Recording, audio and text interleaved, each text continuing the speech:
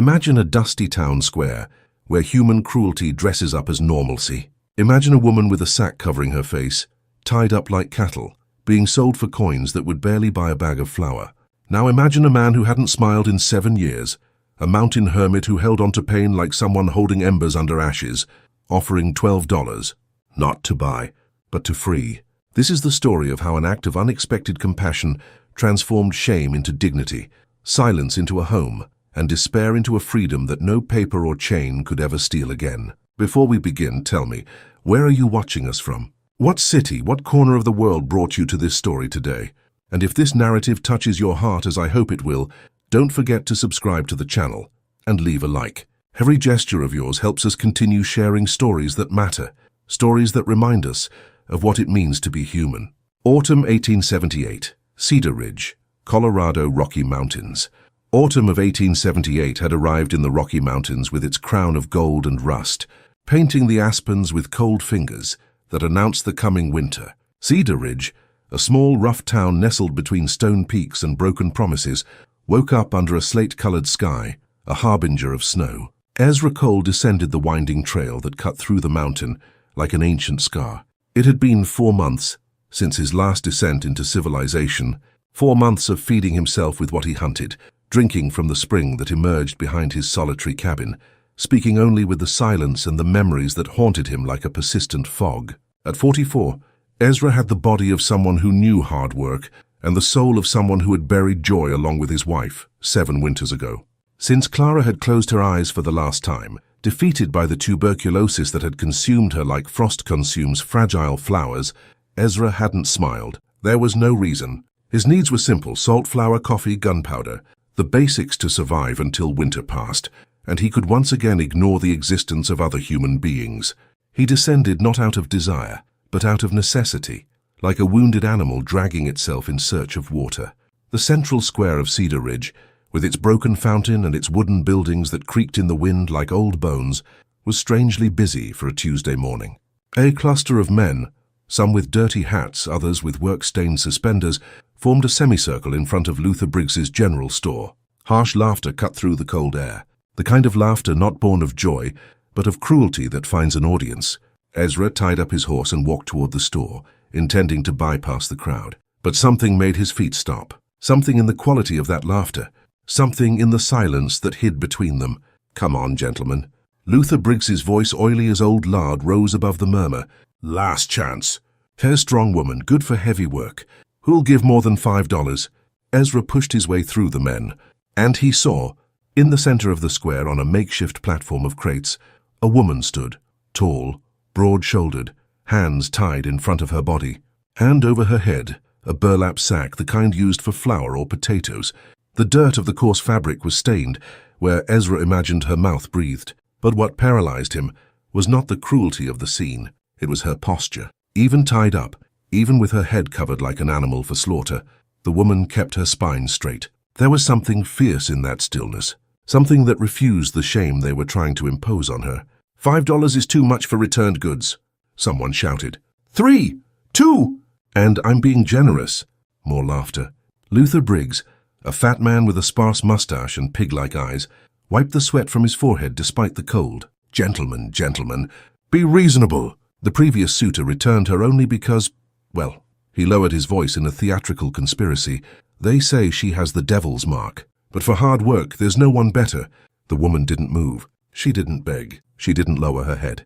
And it was that, more than anything else, that made something inside Ezra break. Something that had been frozen for 7 years began to crack, like ice under the spring sun. $12. His own voice surprised him, hoarse from disuse but firm. Silence fell over the square like a sudden snowfall. Everyone turned. The hermit. The ghost of the mountain. The man who hadn't come down to the city in months, who didn't talk to anyone, who had buried his wife and with her any trace of warm humanity. "Ezra Cole?" Luther Briggs blinked. "Did you say $12? Ezra repeated louder. "Is there anyone who'll give more?" No one spoke. Samuel Morrison, the blacksmith, one of the few men Ezra respected, opened his mouth as if to protest, but then he closed it. His eyes, as gentle as his craft was brutal, met Ezra's, and something passed between them, a silent understanding. Luther Briggs counted the coins twice, as if he didn't believe his luck. He handed Ezra yellowed papers, documents that were intended to turn a soul into property. Ezra took them without looking. "She's all yours, Cole." "No returns." Briggs laughed, a fat and obscene sound. Ezra stepped onto the platform. The woman tensed but did not retreat. He could see her accelerated breathing moving the burlap sack. Fear. Of course, there was fear, but also preparation, as if she were ready to fight, even tied up, even blinded by the rough fabric. Ezra took the knife from his belt. The crowd murmured, but instead of threatening, he cut the ropes that bound her wrists. The rope fell heavily to the ground, and Ezra saw the red marks and dried blood where the knot had tightened the flesh. "You can come with me," he said softly, just for her. "Or you can go wherever you want. The choice is yours." Under the sack he heard a shaky breath, then a voice, hoarse, as if she had screamed until she could no more, or as if she had been silent for too long. "Where to?" "Away from here," she nodded. A small but definite movement. And when Ezra offered his hand to help her down from the platform, she took it. Her fingers were calloused, rough as tree bark, fingers that knew work, pain, and survival. As they walked through the silent crowd toward Ezra's horse, no one spoke. But he felt the looks, judgment, curiosity, contempt. It didn't matter. None of that mattered. Samuel Morrison approached as Ezra helped the woman mount. "Do you know what you're doing, Cole?" he asked quietly. "No," Ezra admitted, "but I know what I'm not doing, and that's letting this happen."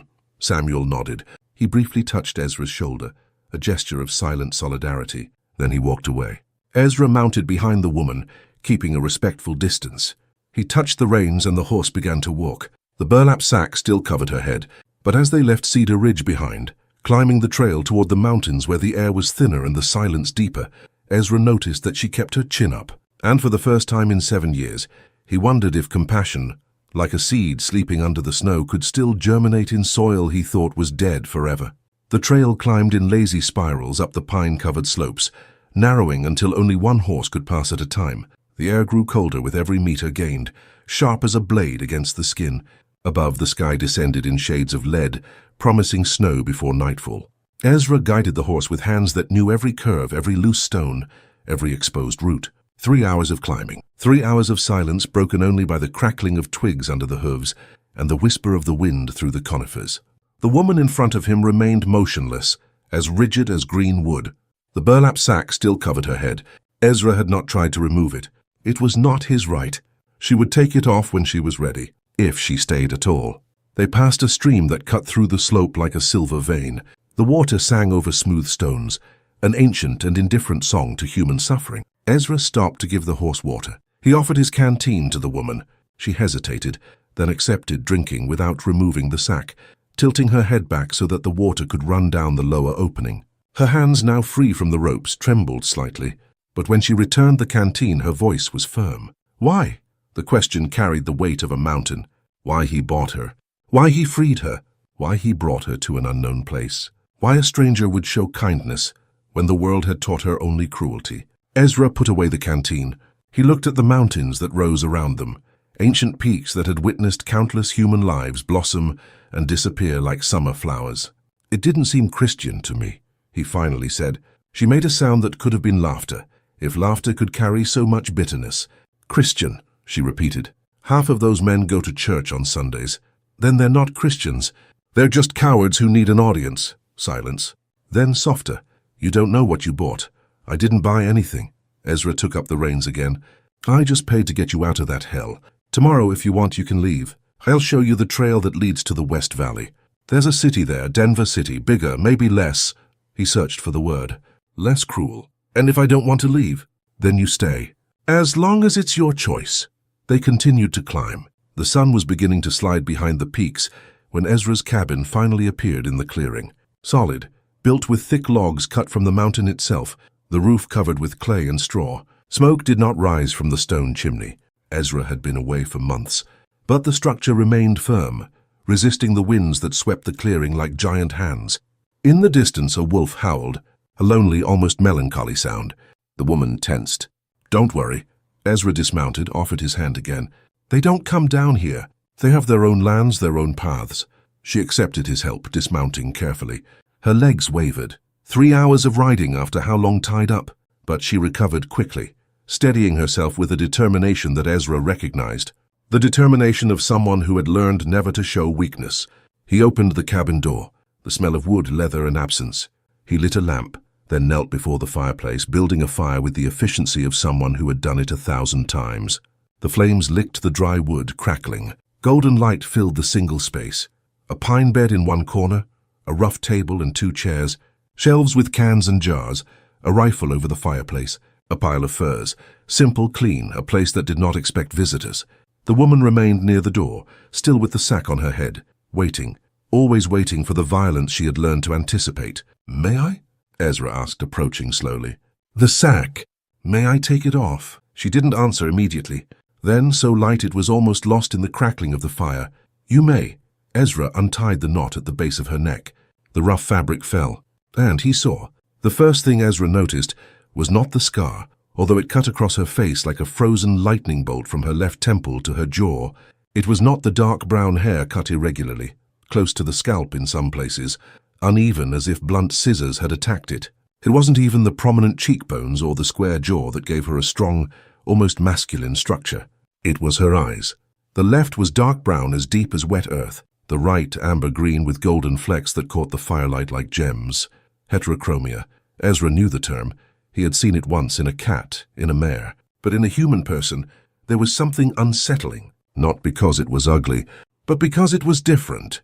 And difference, he knew, invited fear in those who needed the world to fit into small, safe categories.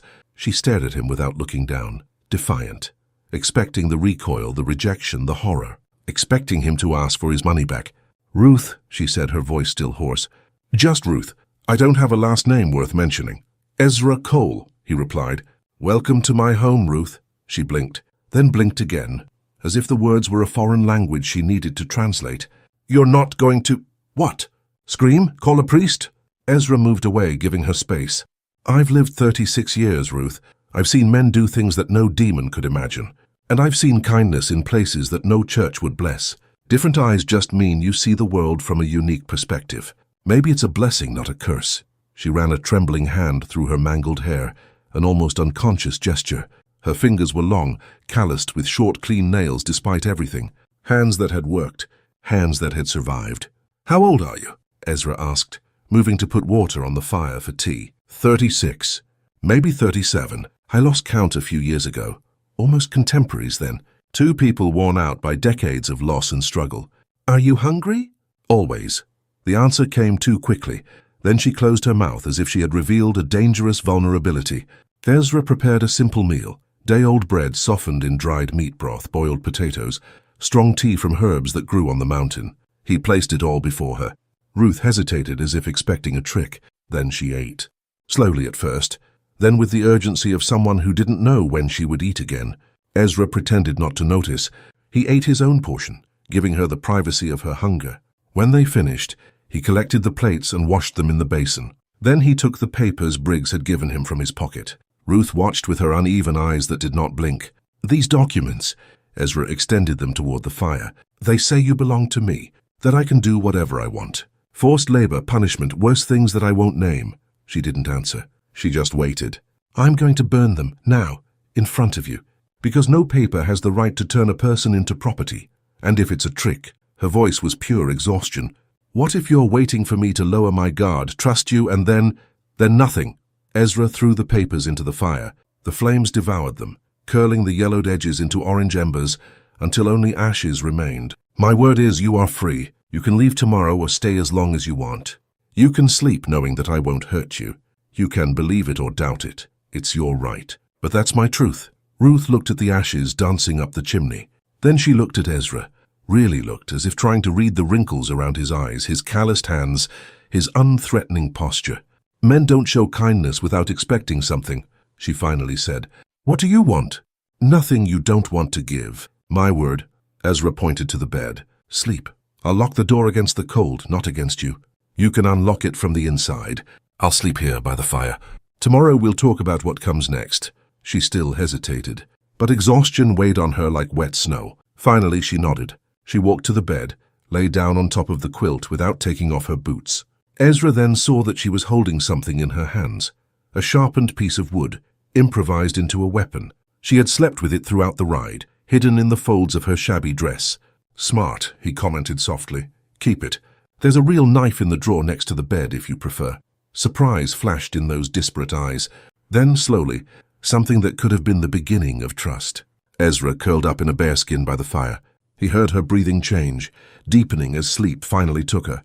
But even in her sleep, she maintained a tense posture, a body that had never learned to relax completely. The fire crackled. The wind howled in the cracks, and Ezra stayed awake for a long time, watching the shadows dance on the ceiling, wondering what demons Ruth had faced to turn her into a woman who slept with an improvised weapon and expected betrayal with every kindness.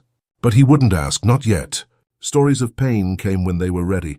Forcing them was an additional cruelty. For now it was enough that she slept, knowing that tonight at least no one would hurt her. Dawn came cold and crystalline, painting the distant peaks in pink and gold.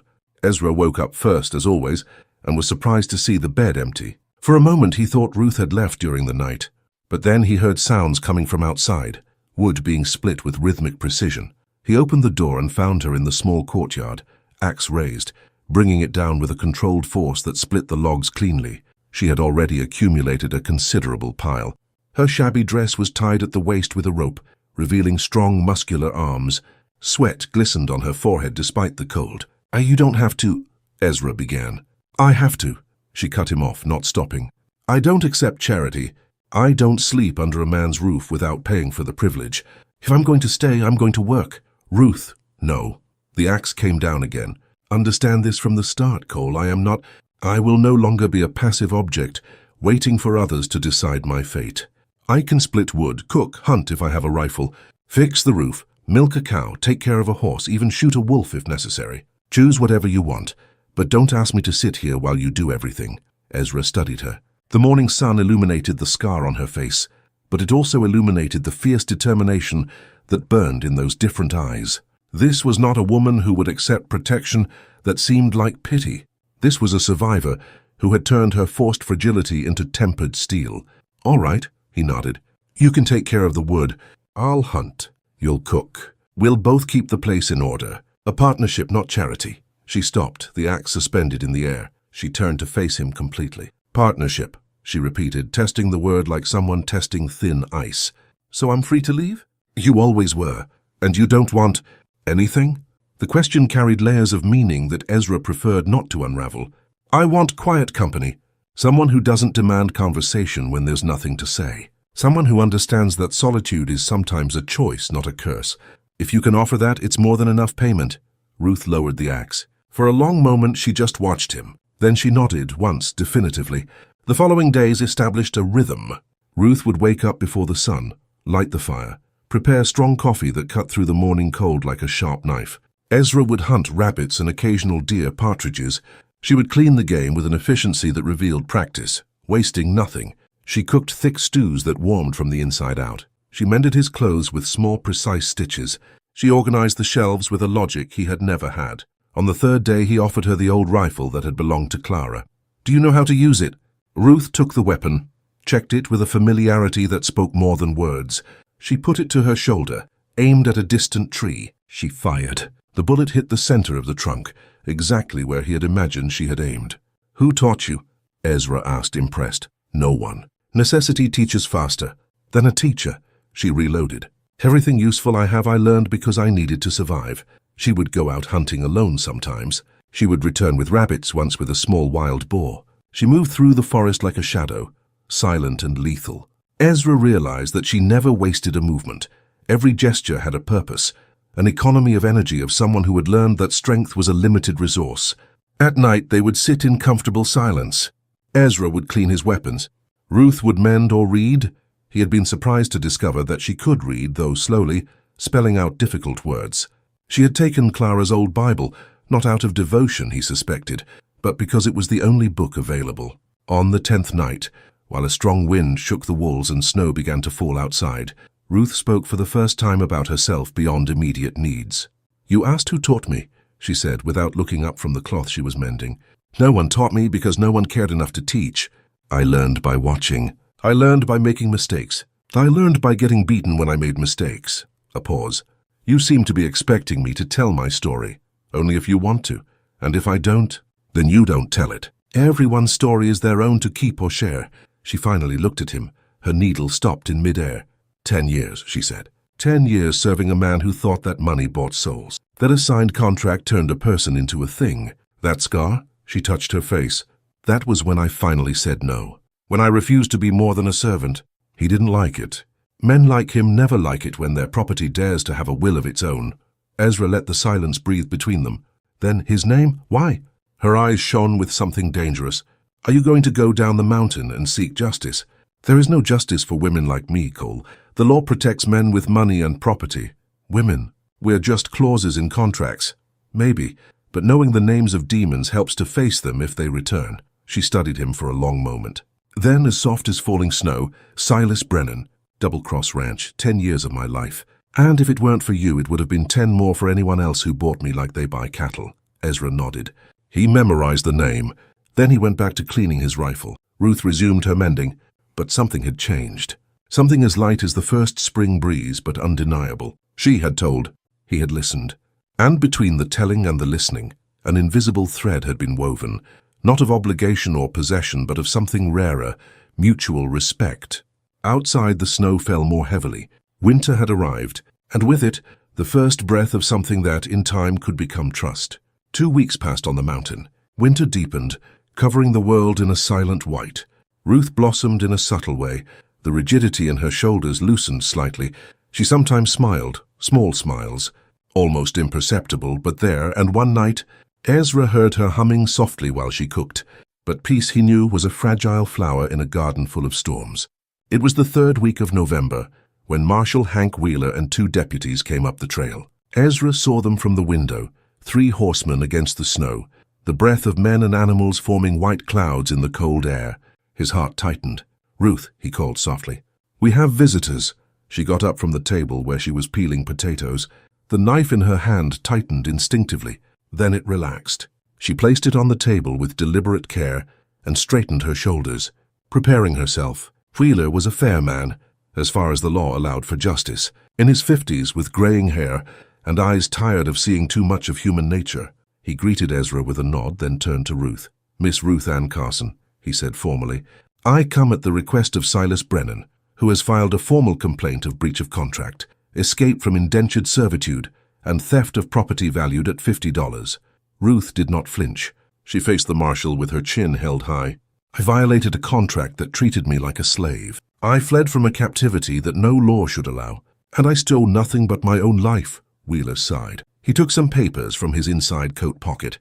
"I have here a contract signed in 1868, 10 years of servitude, in exchange for the settlement of a $300 debt, witnessed by the former sheriff, legal before the territorial law." "Legal," Ruth repeated, and the word sounded like a spit. "Legal to tie a 16-year-old girl to her dead father's debt. Legal to beat her when she dares to complain. Legal to cut her face when she refuses to be more than a servant." She touched her scar. "Is this marked legal, Marshal?" The deputies exchanged uncomfortable glances. Wheeler seemed to age years in seconds. "I'm obliged to bring you to Cedar Ridge for a hearing. The law is the law even when we don't like it." That's when Ezra spoke. "This here is Mrs. Ezra Cole, legally married wife. I know the territorial law of 1877, Marshal. A married woman cannot be claimed under a previous servitude contract.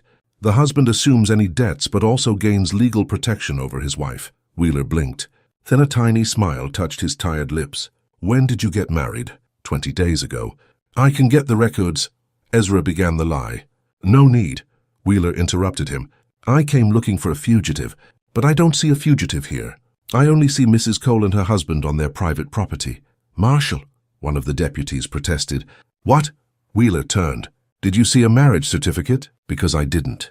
And without proof to the contrary, I'll take the word of an honorable man. Ezra Cole is known as such." Ruth looked between the men, trying to understand the game being played. Wheeler approached her, lowered his voice. "Ma'am, I'm obliged to follow the law, but the law has loopholes. Use them. Go to Cedar Ridge tomorrow. Register your marriage at the clerk's office. Then come back here and live in peace. I'll make sure Brennan knows there's nothing left to claim, and he'll accept it." Ruth asked, skeptical. "I have no doubt he'll try something. Men like Brennan don't accept losing property they consider theirs." Wheeler held her shoulder briefly. "That's why I recommend you arm yourselves well, and have friends nearby." After the men had left down the trail, Ruth and Ezra stood at the door, watching them disappear among the snowy pines. "Marriage," Ruth finally said. "Are you willing to tie your name to mine?" "My name was already tied to yours the moment I paid those $12. The rest is just paper. Paper that makes me your wife, legally." She turned to face him. "Do you know what that means?" "The rights you'd have over me?" "I know." Ezra met those different eyes. "And I swear I'll never use one of them. It will be a marriage of protection, not possession. When Brennan is just a memory and you are truly free, you can leave. The paper can be torn as easily as it was made.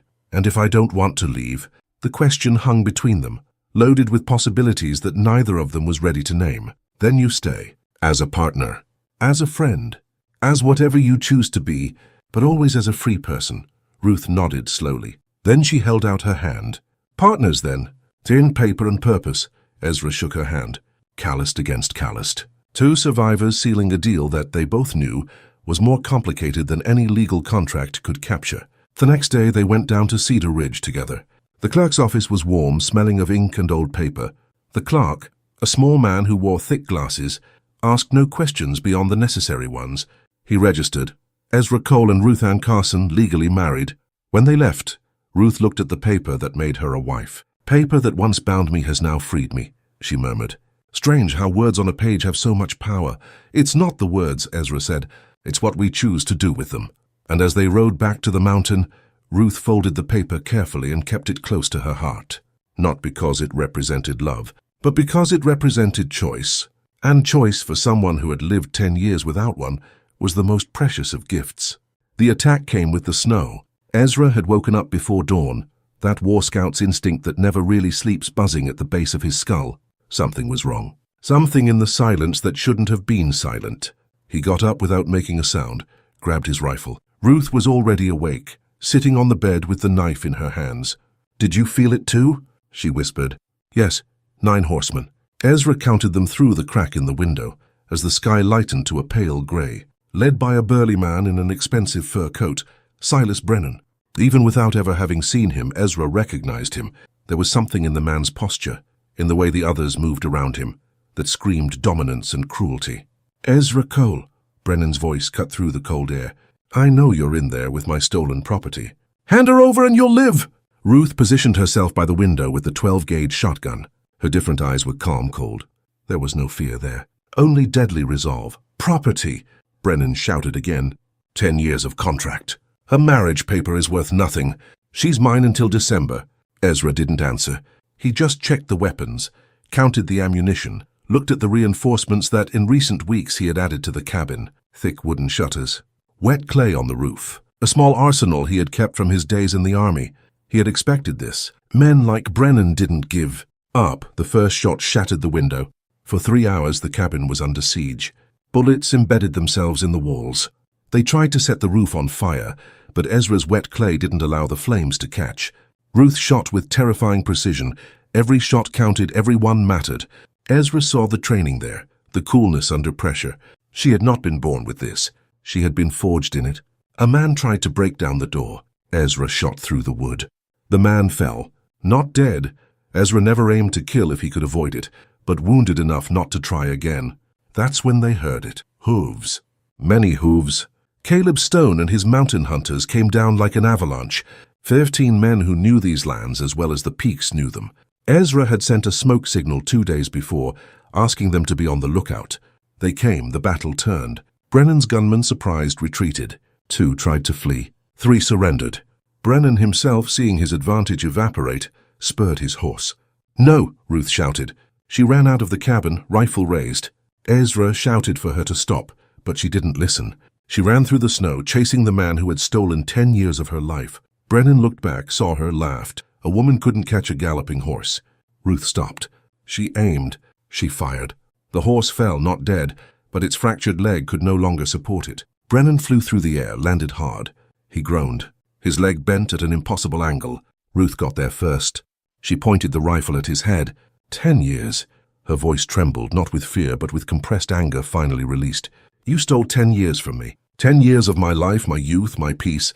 I should kill you. It would be justice." Brennan spat blood. "Which strange-eyed demon? They'll hang you for this." "They won't." Ezra came up behind her, placed a gentle hand on her shoulder. Because you're going to write something, Brennan. Caleb approached with paper and a pen. They forced Brennan under the aim of 15 rifles to write a complete release of Ruth from the contract, an acknowledgement of the abuses, a request for forgiveness that Ezra knew was a lie, but that would be useful legally. And my sister, Ruth added, her voice firm. Ada Carson. Where is she? Brennan laughed, a horrible sound through broken teeth. At the ranch, paying off your last 2 months. After you ran away, someone had to complete the contract, didn't they?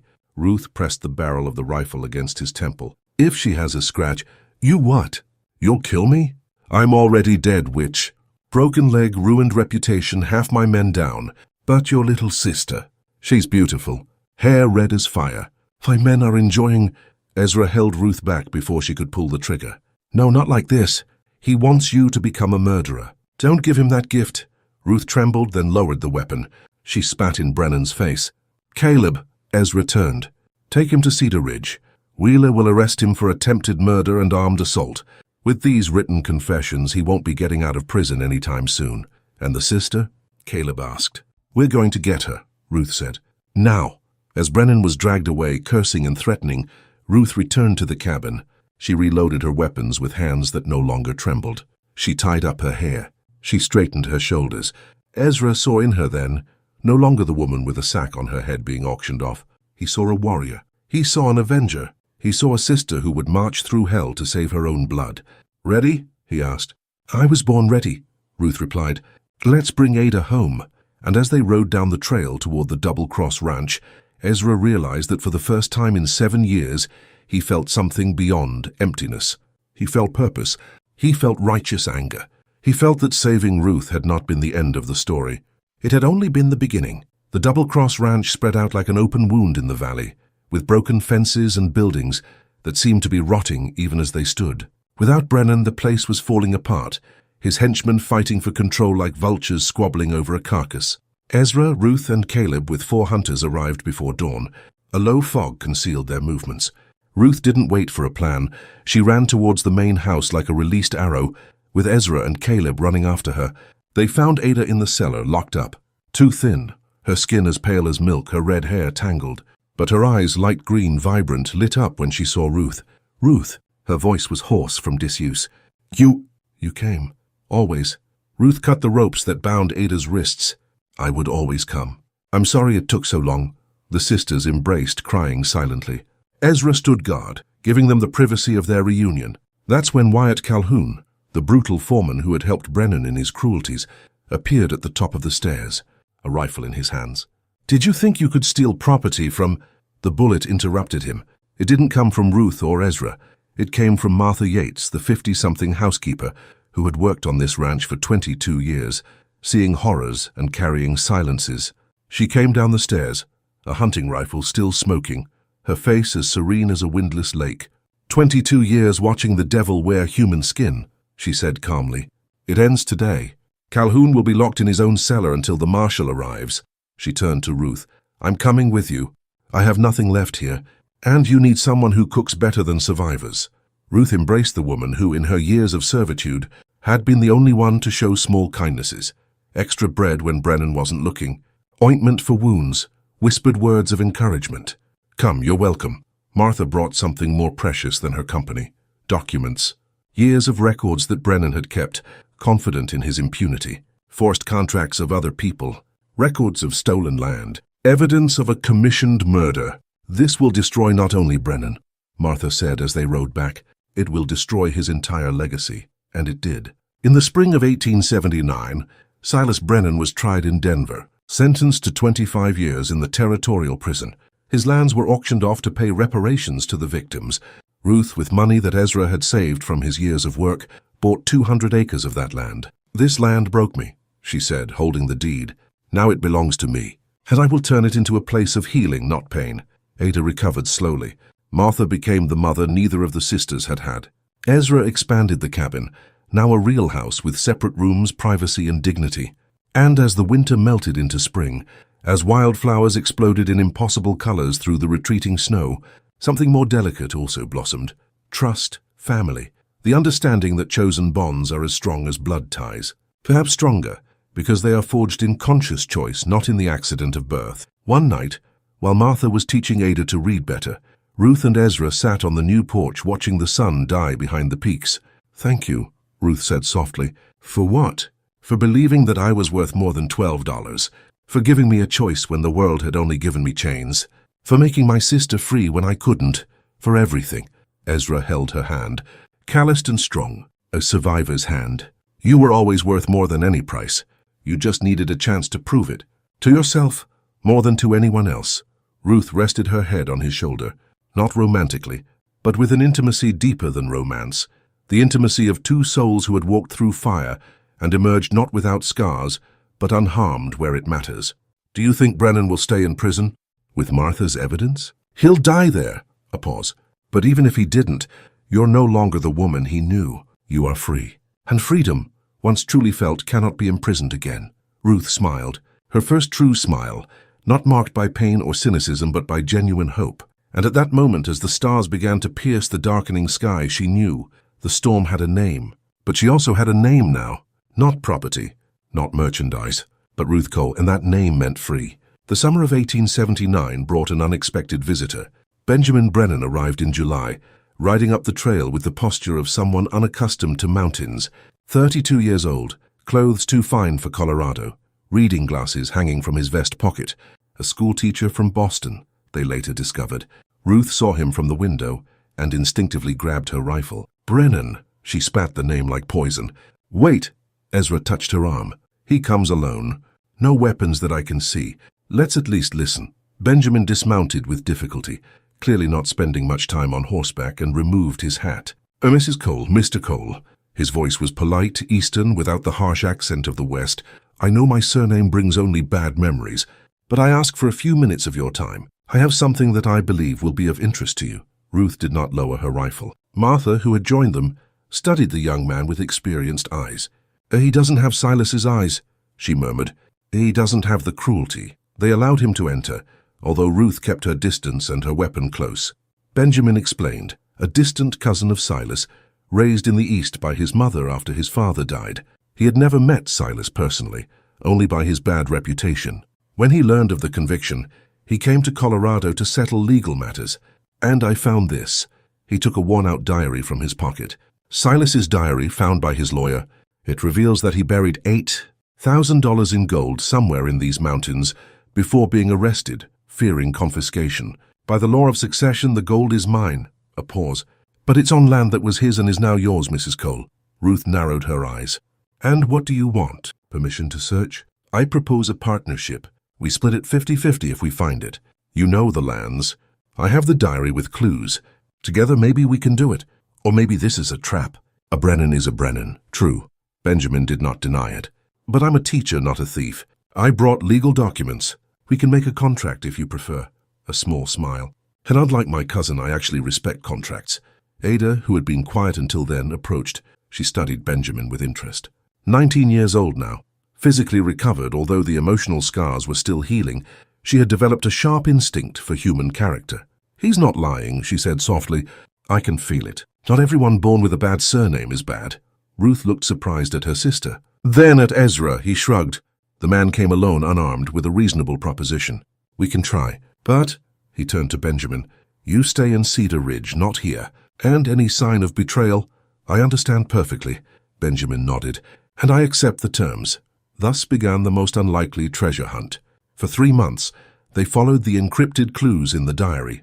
Benjamin proved to be an honest worker, respectful of the women, patient with Ruth's distrust.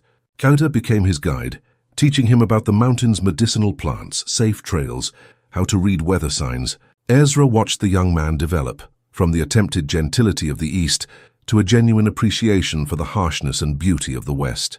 And he also watched how Ada and Benjamin talked, at length, about books she had never read, about a world she had never seen, about possibilities she had never considered. "He likes her," Martha commented one night. "And she likes him," Ruth added with a surprising lack of anger. "It's strange. Weeks ago I would have shot him just for his surname. Now, I see a person, not a family name, because you've learned the difference between judgment and justice," Ezra said. "Judging is easy. Justice requires us to see nuances." On October 23rd, Ada found it. 3 pine trees marked with a discreet X near a tributary stream. They dug, 6 feet deep. an iron chest. When they opened it, the gold shone in the afternoon sun. $8,400 in coins. Benjamin took a deep breath. A fortune that would change anyone's life. 50-50, he said. As agreed. But that night when they divided the coins, he made a different proposal. "You keep 5,500. I'll take 2,900. He raised his hand when Ruth began to protest. "You suffered at the hands of my cousin. Ada deserves a dowry if she ever wants to marry. Martha deserves security in her old age. And you, Mr. and Mrs. Cole, have taught me that wealth is not gold. It's character. Let me pay for that lesson." Ruth was speechless. Then slowly she extended her hand. "I accept. But with a condition: you are welcome here always. Family is not just blood. Family is a choice." Benjamin shook her hand, and when his eyes met Ada's, something passed between them that everyone saw but no one commented on. Hope, possibility, the suggestion that even from the most rotten legacy, new life can grow. The gold turned possibilities into realities. Ezra and Ruth built a real house. 2 stories, 4 bedrooms, a wide porch that wrapped around the entire front. Not a mansion, but a solid home that promised permanence. They bought another 150 adjacent acres. They started breeding mountain horses, a hardy breed perfect for miners who needed animals that wouldn't die at altitude. Ruth opened Ruth Cole's House of Cures in Cedar Ridge, a small shop where she sold medicinal herbs, tinctures and ointments that she prepared. Her witch's mark, her different eyes, became her strength. "Eyes that see differently see what others don't," she would say to hesitant customers. "Trust the double vision." And they trusted. Slowly, the woman who had been auctioned off as defective merchandise became a respected healer. Mothers brought children with coughs. Miners sought remedies for damaged lungs. Even Reverend Hayes, who had initially called her possessed, came to ask for treatment for his arthritis. Ada flourished, 21 years old, with a natural talent for medicine that surpassed even Ruth's. And Benjamin visited monthly, always with excuses, checking on the lands, bringing books for Ada, asking Ezra's advice on horses. But everyone knew the truth. In December 1880, he asked Ada to marry him, formally in the living room of the new house, kneeling before her with a simple but honest ring. "I don't have much to offer besides love and respect," he said, "but I promise to never treat you as property. I promise to see you as a partner. I promise that your dreams will be as important as mine." Ada cried, then laughed, then said yes. Ruth, watching, felt a mixture of joy and melancholy. Her little sister, whom she had saved from hell, would now fly. As it should be. Roots exist to allow wings to grow. Martha knitted in her rocking chair, smiling. Ezra touched Ruth's shoulder gently. "She'll be fine," he murmured. "Benjamin is a good man." "I know," Ruth wiped her tears. "It's just, she was my responsibility for so long. My reason to survive when survival seemed impossible. And now she has her own life. And so do you." Ruth turned to look at him. Really look at him. Ezra, at 46, was still strong, though grey hairs streaked his temples. His eyes, once dead with pain, now carried a warmth she had come to depend on. "My own life," she repeated. "Yes, I suppose so." He held her hand. "Not as an owner holds property, but as a partner holds a partner. Ruth Cole, we've spent 2 years building a house, a business, a family. We've built everything except one thing." "What?" "Us. Simple, direct, you and me. This marriage started as legal protection, but it became something more. For me, at least. And I wonder if—" Ruth placed her fingers on his lips, silencing him. Her different eyes, brown and amber green, shone with an emotion she had learned not to fear. "It became something more for me, too," she admitted. "Not the romantic love of books, but something deeper. Respect, trust, partnership. The certainty that when I wake up I'm not alone, and that when I sleep I'm safe." A pause. "Is it love? I don't know. I've never known real love to compare, but it's precious. It's enough. It's mine." Ezra gently pulled her into a hug. Not possessive, just protective. And Ruth, who had spent 10 years refusing human touch, relaxed against him. Outside, snow was beginning to fall again. Winter was coming. But inside the house they had built, a fire burned warm, a family gathered, and 2 survivors discovered that broken hearts can, with patience and kindness, learn to beat again. Not without scars. Scars would always remain, but scars prove that wounds can heal, and healing, not perfection, is all that broken souls really need. The spring of 1881 brought more than flowers. It brought new life in a way that no one expected. Ruth first noticed it in the mornings. Nausea that didn't come from bad food, tiredness that didn't come from hard work. At 39, she had assumed that possibility had died along with her many hopes during her 10 years of servitude. But life, she discovered, is stubborn. Dr. Owen Sutherland, the doctor who had treated her injuries years ago, confirmed it. Pregnant. 4 months, maybe 5. It's a high-risk pregnancy, Mrs. Cole, he said gently. At your age, with a history of... He hesitated. With a history of severe physical trauma, we'll need to monitor you carefully. Ruth nodded. Fear was not an unknown emotion, but it was not controlling either. She had survived worse things than childbirth. Ezra, when she told him, turned pale. He sat down heavily. Clara, he murmured. Clara died. Tuberculosis, yes, but the second child we tried to have weakened her. And she... He looked at Ruth with naked terror. I can't lose you too. Ruth knelt before him, held his face in her hands. Ezra Cole, look at me. I survived 10 years of hell. I survived beatings, hunger, cold. I survived being sold like cattle. I survived a war to save my sister. Her different eyes burned with a fierce determination. I'm not going to die bringing life. Not after I've seen so much death. Ada postponed her wedding to stay close. Benjamin understands, she said when Ruth protested. Family first. Always family first. Martha took over the House of Cures in Cedar Ridge, freeing Ruth to rest. Ezra almost completely stopped working with the horses, staying close to home, watching, worrying. The months passed. Summer ripened. Ruth's belly grew. She felt life moving inside her. Small punches, turns, hiccups. A tiny miracle making itself known. Do you want a boy or a girl? Ada asked one day as they sewed tiny clothes. I want healthy, Ruth replied. Anything beyond that is a luxury. December arrived with a fierce snowstorm, and with it, labor. 18 hours. Dr. Sutherland worked with sweat bathing his face despite the cold. Ada watched, learning, helping. Martha prayed in a low voice. Ezra paced outside the house, unable to stand still, unable to go inside and see Ruth in pain. When the baby's cry finally pierced the night, he almost fell from relief. Ada opened the door, tears streaming down her face. A girl, small but strong, she smiled. And Ruth is fine. Tired but fine. Ezra entered with trembling legs. Ruth was pale, exhausted. Her hair stuck to her forehead, but her eyes shone. And in her arms, wrapped in a quilt that Martha had made, was the baby. Dark brown hair. Eyes still the blue of a newborn, but one already showed a different touch, as if even at birth the girl carried a special mark of her mother.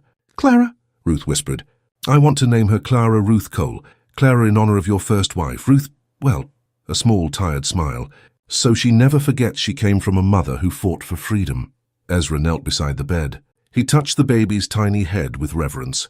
Then, for the first time in 8 years, since he had buried Clara, he cried, not tears of pain, tears of gratitude, tears of relief, tears of a man who thought that happiness had died and discovered that it was only sleeping, waiting for the right moment to awaken. 2 women gave me a reason to live, he said through his tears. Now both are in her name. Ruth pulled him into an awkward hug, the baby safe between them. Ada and Martha watched from the door, their own eyes moist. Outside, the snow continued to fall. But inside that house, the warmth of something more precious than fire warmed them. Family. Not born of blood alone, but consciously chosen, built on a foundation of respect, sacrifice, and love that did not shout, but whispered with the strength of a mountain. Clara Ruth Cole cried again, her voice tiny but surprisingly strong, and in that cry they all heard a promise. Life goes on, even after trauma, even after loss. Life persists, stubborn and beautiful, and no matter how broken we are, we can still create something whole. The spring of 1882 brought changes. Clara, now 3 months old, was growing quickly. Her eyes were beginning to define themselves, one a dark brown like wet earth, the other an amber green with golden flecks. Heterochromia like her mother, a mark of uniqueness that Ruth hoped would, in the future, be seen as a blessing and not a curse. Ada and Benjamin finally married in March, a simple ceremony in Cedar Ridge, with Reverend Hayes officiating. Ruth was the maid of honor, holding a peacefully sleeping Clara. Ezra was the best man. Caleb Stone and his family attended. Martha cried happy tears. Even Samuel Morrison, the blacksmith, came with his wife, bringing a gift, a set of surgical tools he had forged for Ada, knowing she would study medicine. I'll save lives with these, he said, holding the young woman's hands, just as your sister saved my conscience when she reminded me that silence in the face of cruelty is cowardice. Ada hugged him. Then she turned to the small congregation. Everyone here in one way or another is my family. Not because we were born related, but because we chose to be related. She looked at Benjamin. And now I choose this man, who has proven that a surname does not define destiny. They would move to Denver. Benjamin wanted to expand his school, including education for poor girls. a radical but necessary project. Ada would study medicine formally, under the tutelage of a renowned doctor, whom Benjamin had met through his Eastern connections. "I'll visit every summer," Ada promised Ruth as they said goodbye. "And you'll come when you can. And Clara will know her aunt, and—" "Ada," Ruth interrupted her gently, "it's all right. You don't need to justify yourself. Fly. That's what I fought so hard for. So you could fly." The sisters embraced. An 8-year age difference, but a bond forged in the fire of shared suffering. When they finally separated, they were both crying. "I love you," Ada whispered. "I love you too, little sister," Ruth replied. "Now go change the world." In May, news arrived that none of them expected. Silas Brennan had died in prison. Typhoid fever. Not a dramatic death, just miserable and slow. Marshall Wheeler brought the news personally. "I thought you'd like to know," he said, standing on the porch of the Coles house. "Foreclosure." Ruth received the news with a neutral expression. "Then I feel nothing," she admitted. "He was already dead to me. He died when I left that ranch, when I refused to be defined by what he did to me." She looked at Martha, who had joined them. "Do you feel anything?" Martha shook her head. "Only relief that the world has one less predator." Ezra put his arm around Ruth. "Some men die long before their bodies stop. He was one of them. He died when he lost the power to hurt you." That night, Ruth wrote in a diary she had started to keep. Martha had taught her to write better. "Brennan is dead, and I realize that he has become so insignificant in my life that his death is just a footnote. He stole 10 years. But he didn't define my whole story. I did, with the help of people who saw value where he saw only merchandise. This is the greatest victory, not that he died, but that I lived, truly lived. And I continue to live." She closed the diary. Clara was sleeping in a cradle that Ezra had built, her soft breathing filling the room. Ruth touched her daughter's hair, still marveling at this tiny being that was half her, half Ezra, but completely her own. "You will have a different life," she whispered. "You will grow up knowing that you are loved, that your choices matter, that the marks that make you different are gifts, not curses. I promise you this." Ezra appeared at the door. "Talking to her again?" "Always," Ruth smiled. "I need her to know from an early age that she has a voice, that she deserves to be heard. She'll know." Ezra approached, wrapped Ruth from behind, both of them looking at their sleeping daughter. "How could she not, with you as her mother?" Ruth relaxed against him. Their marriage had never been conventional. It had started as a legal transaction. It had become a partnership, then a deep friendship. And now, love. Not the kind of love from fairy tales, but a mature love built on mutual trust and respect.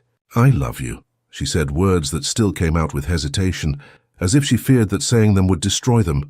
"I know," Ezra kissed her hair, "and I love you too. I always have. From the moment I saw you hold your head high on that platform, even with a sack covering your face, I saw strength. I saw dignity. I saw a soul that refused to break. And I knew that if I met only one truly brave person in my life, it would be you." Ruth turned in his arms. Her different eyes shone with unshed tears. "You saved my life." "No," Ezra corrected her gently. "You saved your own. I just paid for the ticket." And he kissed her, not with desperate passion, but with deep tenderness. A kiss that promised, "I see you. I choose you. Today, tomorrow, always." Outside, spring was blooming in the mountains. And inside the house, love was blooming too, quiet, strong, and as eternal as the peaks that watched over them. The following years unfolded like a gentle river, not without challenges. The winter of 1883 was brutal. They lost half their horses to disease. The House of Cures was almost destroyed by fire. But they overcame, together. Clara grew up vibrant and curious. At 3, she followed Ezra everywhere, asking about every horse, every tree, every bird. At 5, she helped Ruth with medicinal herbs, learning their names and uses. Her small hands touched the plants with a reverence that her mother had taught her. Ada visited every summer, bringing Isaac, now 2 years old. Then came Sarah, then Ruby, 3 children who filled the house with laughter. Benjamin prospered in Denver, his school growing from 40 to 120 students, including many girls, revolutionary for the time. Martha aged gracefully. At 78, she finally stopped working, content to knit on the porch and tell stories to the children. Her hands, once so skilled, trembled with arthritis, but her mind remained sharp. "I've lived to see the impossible," she said one afternoon with Ruth sitting beside her. An enslaved woman become a respected healer, a traumatized girl become a doctor, a house built on a foundation of compassion, not cruelty. "If I died tomorrow, I would die happy." "Don't talk like that," Ruth protested. "It's not morbid, child. It's gratitude." Martha touched her hand. You gave me a family when I thought I would die alone and bitter. That is a gift beyond price. The Cole property became a landmark in Colorado. People came from neighboring towns to buy Ezra's horses. They came for Ruth's remedies. But more than that, they came because it was a place known for kindness, where lonely travelers were fed, where refugees found advice, where broken people learned that rebuilding was possible. In 1888, a journalist from Harper's Weekly visited for an article on pioneer women of the West. He interviewed Ruth in her house of cures. "How does it feel, Mrs. Cole, to have been bought for $12 and today be worth so much?" Ruth looked out the window, at the mountains that had sheltered her when the world had rejected her. She thought of Ezra, now 54 but still strong. She thought of Clara, 6 years old and with eyes that saw the world through double perspectives. She thought of Ada, achieving impossible dreams in Denver. She thought of Martha, living her final days. "I wasn't bought," she finally replied. "I was freed. There's a difference. That man didn't pay for me. He paid for my chance to live. To really live, not just survive. And I've spent every day since then proving that those $12 were the wisest investment he could have made." "And your husband? How would you describe him?" Ruth smiled. Not the small, cautious smile of her early days, but a wide, genuine smile. "Ezra Cole is a man who understands that strength is not in controlling, but in freeing. That love is not in possessing, but in honoring. He gave me the most precious gift, choice. And I chose to stay. I chose to love him. I chose to build a life with him. And that choice, freely made every day, is what makes everything real." The article was published in October 1888. It brought a little fame. Some letters arrived, some visitors. But mostly it brought validation. Their story mattered, not just to them, but to others who needed to know that redemption was possible. Clara learned to read at 4. At 7, she was already reading the legal contracts that Ruth received, pointing out unfair clauses. "Mommy, this says that a woman can't own property alone," she said indignantly. "That's wrong." "Yes," Ruth agreed. "It is. Then why does it exist?" "Because the world was built by men who were afraid of losing power. But worlds can be rebuilt. And you, my special-eyed daughter, you will help to rebuild it." Clara nodded, serious beyond her years. "I'm going to be a lawyer. I'm going to change these laws." Ruth hugged her. "I know you will. And your mother, who once didn't even have a voice to say no, will be proud of every victory of yours." Ezra, listening from the door, felt his heart ache with love. His original Clara had given him companionship. His second Clara, the wife who had started as a stranger in a dusty square, had given him purpose. And his third Clara, the daughter he never expected to have, gave him hope for the future. 3 Claras, 3 forms of love, each one essential in transforming him from a man who didn't smile into a man who laughed daily. June 1889. Clara was 6.5 years old when Reverend Hayes finally came up the mountain for her late baptism. The Reverend had changed in the years since the auction. Witnessing Ruth's transformation from a condemned witch to a respected healer had challenged his certainties. He had learned that holiness did not come only from churches, but from daily actions. That miracles happened not in grandiose rituals, but in small kindnesses accumulated over time. The property was full. Ada and Benjamin came from Denver with their 3 children, Caleb Stone and his whole family. Marshall Wheeler, retired now but still respected. Dr. Sutherland, Samuel Morrison and his wife, Martha, in a wheelchair that Ezra had built. Dozens of families from the mountains, people whom Ezra and Ruth had helped over the years. Even Luther Briggs, the man who had auctioned Ruth, came. Briggs approached her before the ceremony, his hat in his hands. "Mrs. Cole," his voice was choked, "I know I don't deserve forgiveness, but I have to ask what I did." He shook his head. "I've lived with that day for all these years, seeing your dignity, your posture, and knowing that I was—" He couldn't finish. Ruth looked at him for a long moment. Her different eyes showed no anger, only the weariness of carrying resentment. "Mr. Briggs, forgiveness is not for you, it's for me, so that I don't carry your weight beyond the years I've already carried it. So yes, I forgive you, not because you deserve it, but because I deserve the freedom to let it go." He cried openly. He thanked her. He walked away. Ezra approached Ruth. "That was generous." "It was necessary," Ruth corrected. "I learned that carrying hatred is like carrying embers. You burn yourself, not the one you hate." The ceremony took place in the backyard, with a view of the Rocky Mountain peaks shining in the sun. Reverend Hayes baptized Clara with water from a mountain spring. "Clara Ruth Cole, I baptize you in the name of the Father, the Son, and the Holy Spirit. May you grow in grace, strength, and love. May your differences be your strengths. May your life be a testament that redemption is always possible. Clara looked with big eyes, one brown, one amber green, at everyone gathered. Then she smiled, a radiant smile that lit up her whole face. After the ceremony, as people ate and talked, Ezra pulled Ruth aside, away from the crowd. Do you remember when you asked me years ago what you were to me?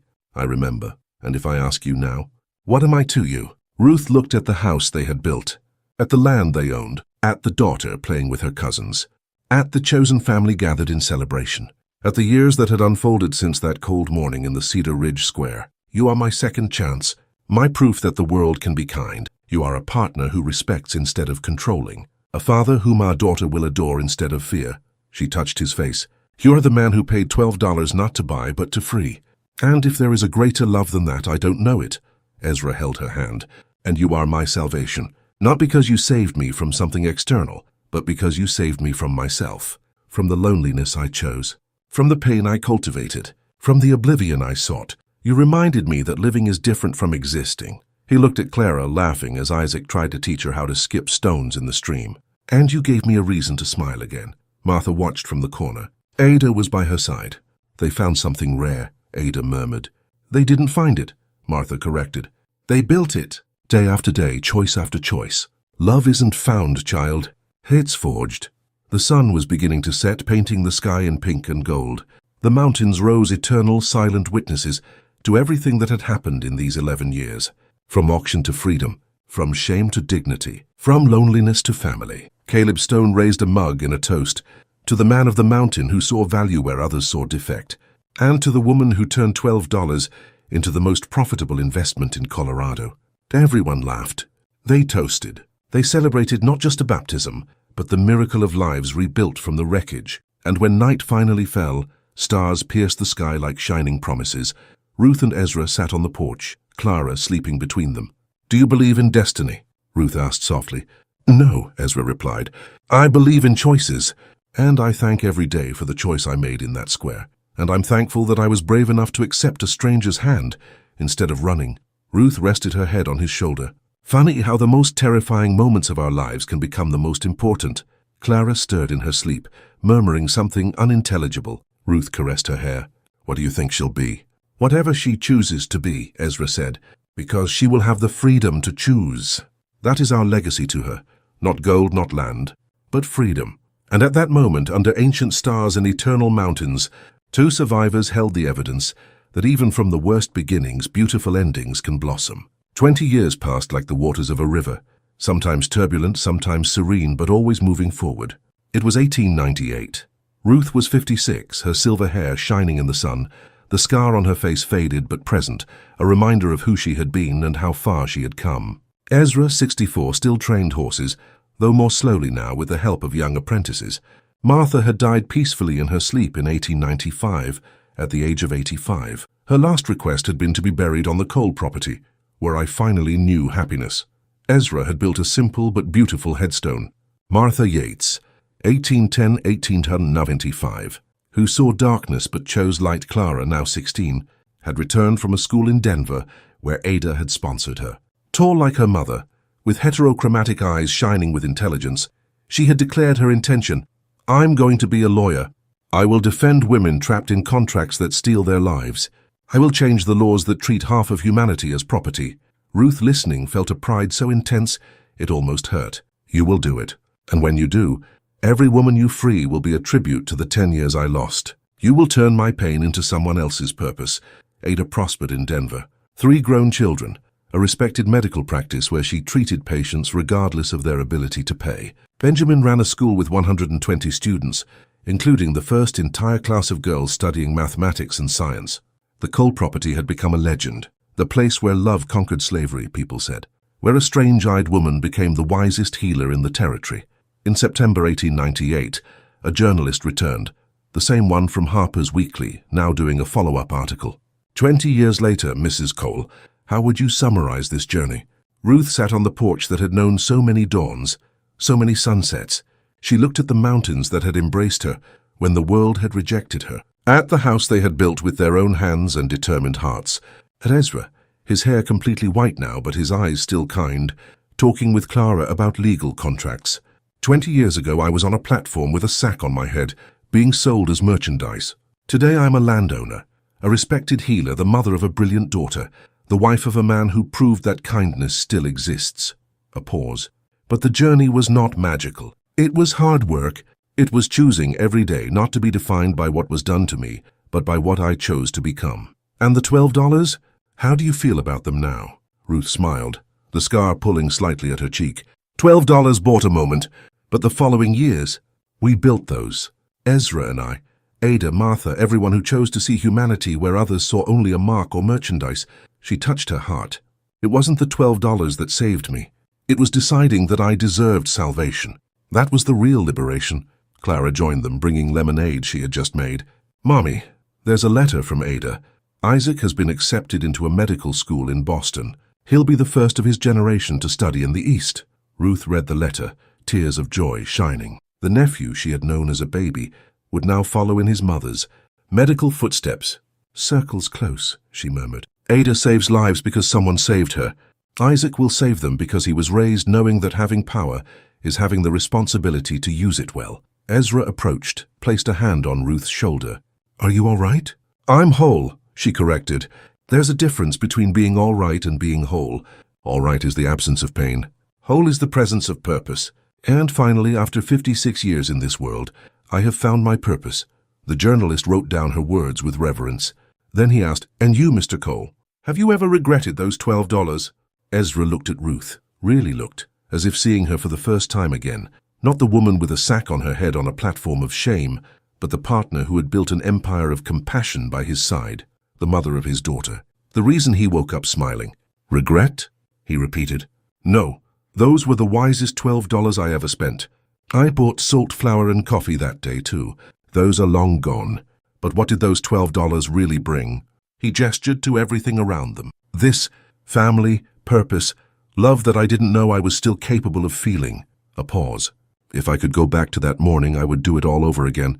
Without hesitation, Clara watched her parents with eyes that saw through two perspectives, literally and figuratively. She had learned from an early age that the world was not simple, that truth had layers, that justice required a view from multiple angles.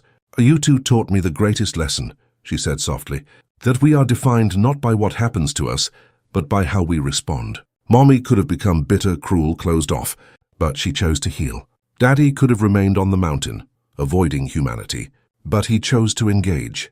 She looked at both of them. Those choices taught me that we always have a choice about who we become. The journalist closed his notebook. This story deserves to be told, not just as a curiosity of the West, but as a testament to what humanity can be when it chooses compassion over convention. After he left, the family stayed on the porch watching the sun go down in a glory of crimson and gold behind the peaks. The mountains, eternal and indifferent to human dramas, silently witnessed another day on the Cole property. Mother, Clara broke the silence, when I find contracts like the one that bound you, when I defend women who are still treated as property, can I tell your story? Ruth hesitated. For years she had kept the darkest details, the beatings, the hunger, the nights when she had wished to die but had chosen to live for Ada. But now, yes, she decided, tell it, tell everything, because the shame is not mine. It belongs to the system that allowed it. And if my story, however painful, helps another woman understand that she is not alone, that there is a path to freedom, then it's worth every difficult moment of remembering. Clara hugged her mother. A silent promise. Your pain will not be wasted. It will be transformed into justice for others. Ezra wrapped them both in a hug. My strong women, he murmured. My first Clara taught me to love. My Ruth taught me that love means freeing, not binding. And my little Clara will teach me that a legacy is not in gold or land, but in the lives we touch and change. That night, after Clara had fallen asleep, Ruth and Ezra remained on the porch under a starry sky. Are you afraid? Ezra asked. Of what comes next? No, Ruth answered honestly. I've lived through the worst the world can do. I survived. More than survived, I flourished. Whatever comes, we will face it as we have faced everything. Together. Ezra held her hand, still calloused after decades of work. Hands that had healed, that had built, that had sustained life. Do you know what I realized? He said softly. That morning in the square when I offered those $12, I thought I was saving you. But the truth is you saved me. You took me out of the mountain, where I had buried my heart along with Clara. You taught me that starting over is not betraying the past. It's honoring it by continuing to live. So we saved each other, Ruth concluded. And that, I think, is the truest definition of love. Not depending on each other, but lifting each other up. A comfortable silence fell between them, the kind of silence that only decades together can create, where words are not necessary because understanding is too deep for language. A wolf howled in the distance. A sound that had once terrified Ruth now comforted her. It was the sound of the mountain, of home, of the place where she belonged. Ezra Cole, she finally said, thank you for seeing a person under that sack, for seeing value where others saw a defect, for giving me not just legal freedom, but the true freedom to discover who I really was. Ruth Cole, he replied. Thank you for trusting a stranger when all your experience had taught you distrust, for staying when you could have left, for building a life with me when you had every reason to never trust a man again. They kissed, not with the urgency of youth, but with the certainty of age. A kiss that said, I choose you, today, tomorrow, until the mountains crumbled to dust. Inside the house, a framed photograph hung on the living room wall, Ruth and Ezra on their real wedding day in 1882, she without a sack on her head, he finally smiling. And underneath, an engraved plaque that Ezra had commissioned, Cole House, Esther, 1878. Where broken souls built something whole, the years would continue to pass. Clara would become the first female lawyer in Colorado, specializing in women's rights. She would rewrite the contracts that still bound women to servitude. She would defend the voices that were not heard. And in every victory, she would honor the 10 lost years of her mother. Ada would continue to save lives in Denver, her 3 children following in service professions, Isaac as a doctor, Sarah as a teacher, Ruby as a nurse. Benjamin would expand his school until it became a model for equal education throughout the territory. Caleb Stone and his mountain hunters would tell the story of the battle where they defended the Cole property, turning it into a legend. And Cedar Ridge, the small town that had once auctioned a woman-like merchandise, would slowly learn that human value cannot be measured in dollars. That dignity is not granted by paper or position, that the strongest people are those who survive the impossible and choose not to become the monsters that hurt them. But at that moment, under indifferent stars and eternal mountains, 2 people whom fate had thrown together in the cruelest way possible simply held each other, grateful, whole, free. The wind from the Rocky Mountains blew softly, carrying the scent of pine and wildflowers. It also carried a promise that even from the darkest beginnings light can emerge, that even the most broken hearts can learn to love again. That $12, spent with compassion instead of greed, can change not just one life, but generations. And as Ruth and Ezra finally went inside to sleep, their hands intertwined, the spirits of all who had helped them along the way, the first Clara, Martha, the mountain hunters, even Luther Briggs, who found redemption in repentance, seemed to whisper through the wind, well done, well lived, well loved. It was all any soul could hope for. 20 years later, in 1918, Clara Cole Henderson, she had married but kept her mother's surname, was speaking at the state convention on women's rights in Colorado. At 36, the same age her mother had been when she was auctioned, Clara had become a powerful voice for change. She had successfully advocated for the abolition of forced servitude contracts in the state. She had helped draft legislation that guaranteed married women the right to own property. She had represented dozens of women in disputes against abusive employers. And now, before a packed auditorium, she was telling the story she had carried her whole life. My mother was sold in a public square for $12. Her hands were tied, a sack was on her head, and she had every reason to give up on humanity. But one man, my father, saw not merchandise but a person, and with those $12 he bought not a woman, but a chance. A chance for her to discover that she was worth infinitely more than any price. A chance for her to rebuild a life that violence had tried to destroy. Her voice resonated through the hall, firm and clear. Today, 35 years later, I ask you, how many Ruths are still out there? How many women are bound not by ropes but by unjust laws? How many are waiting for someone to offer not charity, but justice? A pause. My mother always said that she was not saved by $12. She was saved by a conscious choice to refuse to remain a victim. But she needed an opportunity to make that choice. And that is what we must offer. Not salvation, but opportunity. Not pity, but justice. The crowd rose in a standing ovation, but Clara did not smile triumphantly. She just nodded, thinking of Ruth, who, now 76, was living her final years in peace on the property she had helped to build. That same night, Clara sent a telegram. Mother, stop, told your story, stop, they listened. Stop, change is coming, stop, your suffering was not in vain. Stop. Ruth, receiving the telegram, held it to her chest. Tears ran down her wrinkled face, down the faded scar that remained as a silent witness. Ezra, now 84, frail but present, sat beside her. She did it, Ruth whispered. Our girl turned pain into purpose. Like mother, like daughter. Ezra touched her face gently. You taught her well. Ruth looked out the window at the mountains that had embraced her when the world had rejected her. She thought of the impossible path she had traveled, from auctioned merchandise to respected healer, from a nameless woman to the matriarch of a family that was changing the world. It was worth it, she finally said. Every moment of pain, every scar, every tear, it was all worth it because it led to this. To Clara changing laws, to Ada saving lives, to generations who will never know the servitude that I knew. She looked at Ezra, and it led to you, to this love that proved that kindness still exists. Ezra kissed her forehead. Rest now, my love. You've fought long enough. You won. You can rest. Ruth closed her eyes, the telegram still safe in her hands. And for the first time in 7 decades, she felt complete peace. Not because there was no more injustice in the world, but because she knew she was leaving warriors, Clara, Ada, her grandchildren, to continue the fight. 2 years later, in 1920, Ruth Cole passed away peacefully in her sleep at the age of 78. Ezra followed her 6 months later. At 86, they were buried side by side on the property they loved, under the mountains that had witnessed their impossible journey. The headstones, simple but beautiful. Read, Ruth Ann Cole, 1842-1920. Freed by $12. Saved herself by her own courage, Ezra Cole. 34, 1920. Who saw value where others saw a defect. Best investment. Compassion.